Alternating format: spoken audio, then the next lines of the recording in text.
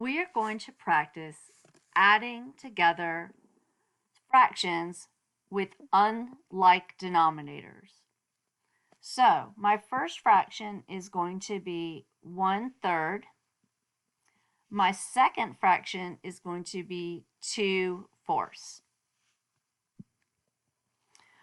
I cannot add 1/3 plus 2/4 until I make my denominators the same, or we would say we would have common denominators.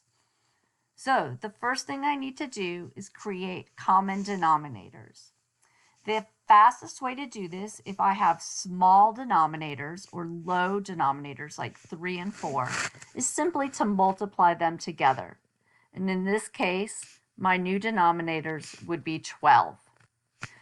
Since I had to multiply this 3 by a 4 to get this 12, I'm going to multiply my top number, my numerator, times 4. So 3 times 4 is 12. 1 times 4 is 4. Because I had to multiply this new denominator times 3 to equal 12, I'm going to multiply my numerator times 3. 2 times 3 is 6. Because my denominators are now the same, I can add them together. Remember, my denominator doesn't change. It remains a 12. My 4 and my 6, my numerators, are going to be added together to equal 10. 10 twelfths. 10 twelfths is very close to a whole. Now let's try another one. How about if I add 1/5 plus 2/3?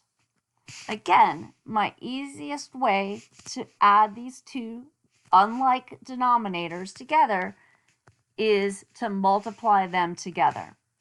5 times 3 is 15. So that is my new common denominator.